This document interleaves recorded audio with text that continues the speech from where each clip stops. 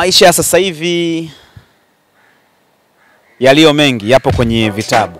Vijana wengi hawasomi vitabu. Kijana ukimuuliza unasoma kitabu, ni ngumu sana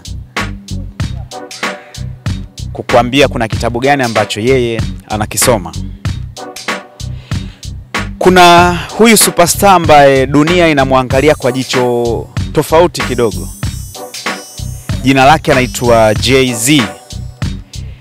Jay-Z ni jina ambalo limejiandikia umaarufu mkubwa sana kwenye kizazi hiki, haswa cha karne ya 21.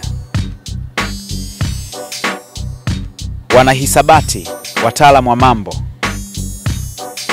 wanakuambia J ukijumlisha Hov unapata Jehova. Jay-Z jina lake lingine anajiita Hov, ambayo ni Kiebrania ambayo inamaanisha Hova, ambayo yenyewe ni mjumuisho wa jina la Jehova, ambalo ni jina lingine kati ya majina mengi ya Mwenyezi Mungu.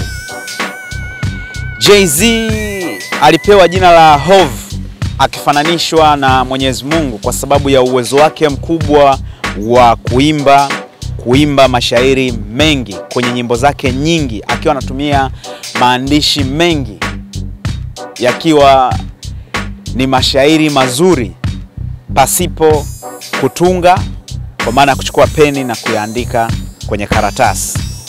Marafiki wengi walivyoona kipaji hiki wakasema wewe ni Hov, wakichukua sehemu ya jina la Mwenyezi Mungu ambalo ni Hova.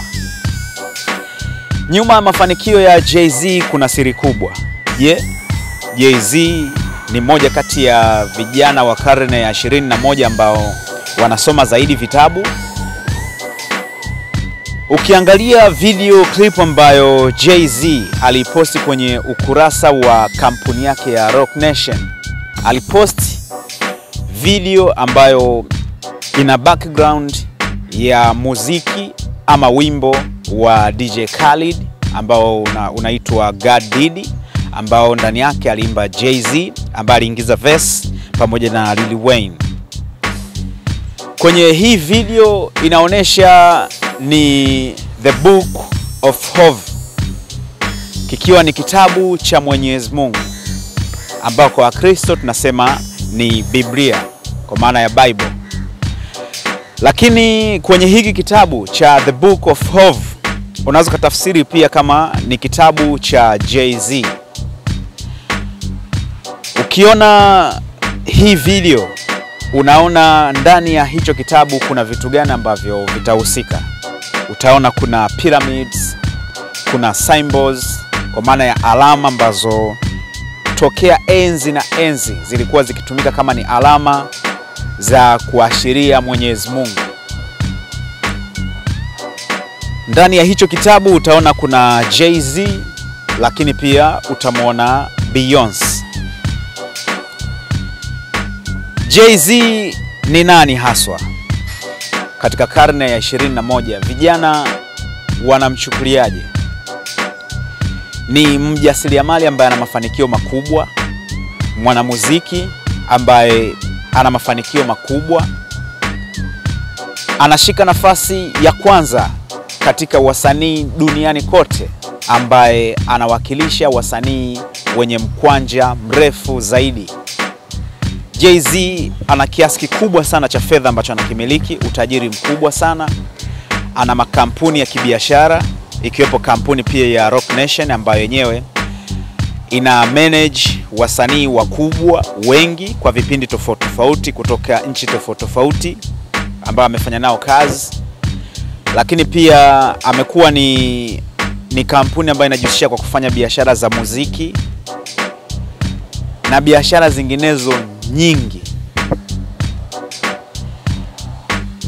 Ukipita kwenye ukurasa wa Jay-Z wa Instagram utamwona Jay-Z akiwa ameposti video moja tu ambayo aliposti mwaka 2023, ambayo ni trailer ya filamu ambayo imetoka mwaka 2024 ambayo inaitwa The Book of Clarence. The Book of Clarence ni hadithi ya siku nyingine, lakini kwa leo ni kuambie kuhusiana na hii filamu ambayo imetoka mwaka 2024, ambayo mwaka 2023 Jay-Z alipost trailer ambayo hajaifuta mpaka hivi sasa, na ni clip pekee ambayo ameiacha kwenye ukurasa wake wa Instagram na kufuta posti zingine zote, lakini hiyo ameiacha. Hii ikiwa inamaanisha ni kitu ambacho ana appreciate na ni kitu kikubwa sana kwake. Filamu hii ni filamu ambayo inaelezea maisha ya Jesus Christ, kwa jina lingine Masia, au wengine walimuita Emmanuel, na wengine walimuita Yesu, na wengine wakamuita majina mengine mengi. Lakini leo tukae kwenye jina la Mesia au Jesus Christ. Jesus Christ, Yesu Kristo. Kwenye hii filamu inamuonesha kijana mmoja ambaye anaishi kwenye maisha fulani magumu sana. Sehemu ambayo anaishi inatawaliwa na watu wababe sana. Watu wanapelekwa utumwani, watu weusi wakiwa wanashikiliwa kufanya kazi ngumu za kitumwa, lakini pia familia zinaishi maisha magumu. Ni nani wa kuwakomboa kutoka hapo? Wapo wachungaji mbalimbali ambao wanafanya kazi kwa ajili ya Mwenyezi Mungu, kwa ajili ya kuokoa watu ambao wana imani na tamaduni tofauti na kuwapeleka kwenye imani ya Mwenyezi Mungu. Kwenye hii filamu tunaona kuna familia moja ambayo ipo kidini zaidi, lakini kuna mtoto mmoja ambaye yeye ni mkaidi, kwa maana yeye sio mtu wa kukaa zaidi na familia na kushiriki mambo ya Mwenyezi Mungu zaidi.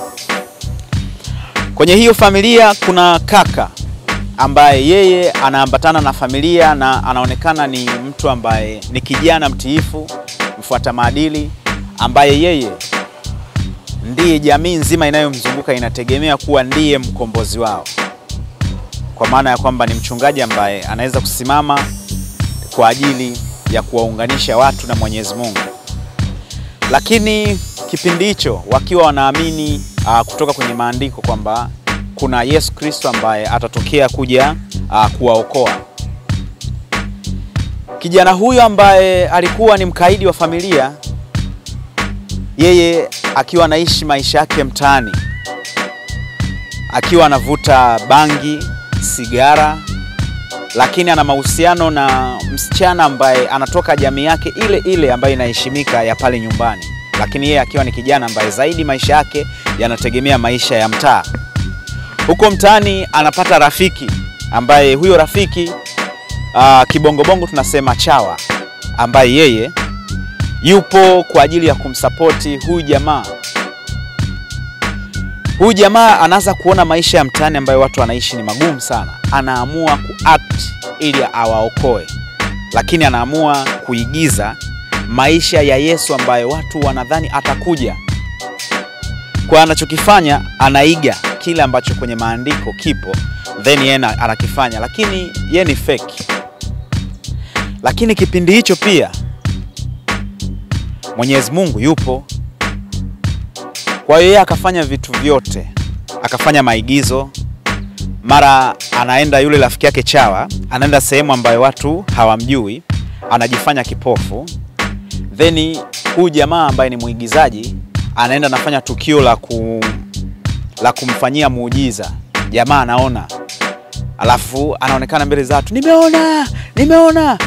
Then watu wanaamini, wanaanza kumfuata.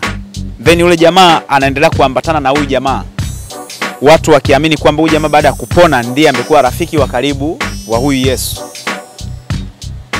Kwa hiyo kuna story nyingi zimeendelea pale, lakini kitu ambacho kilitokea ni kwamba huyu Yesu fake Mwenyezi Mungu akaamua kumtumia, japo alikuwa ni fake.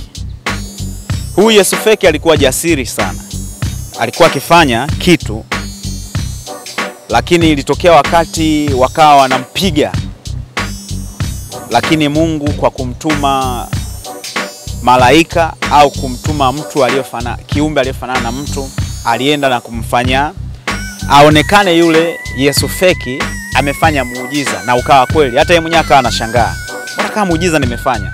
Lakini kiuhalisia yeye alikuwa anafanya, lakini lengo lake kubwa lilikuwa ni kuokoa watu, hata kama anafanya kitu ambacho yeye anaigiza.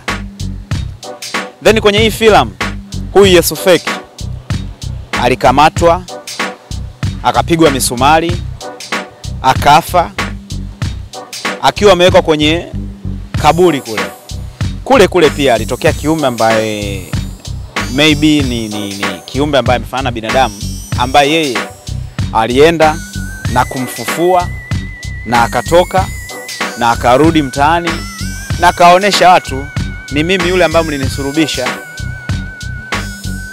Kwa hiyo ni filamu ambayo ina ukakasi, lakini kwa nini Jay-Z ameipost? Na ni mtu ambaye kuanzia jina lake ni mtu ambaye anaonekana anahusisha maisha yake na Mwenyezi Mungu. Bila shaka kuna vitabu vingi sana duniani ambavyo kuna uwezekano watu wengi hatukutani navyo. Swali ni je, katika karne ya 21 ni kweli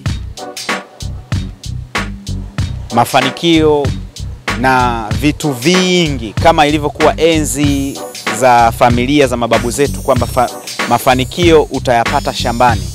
Je, katika karne ya 21 mafanikio yapo katika vitabu?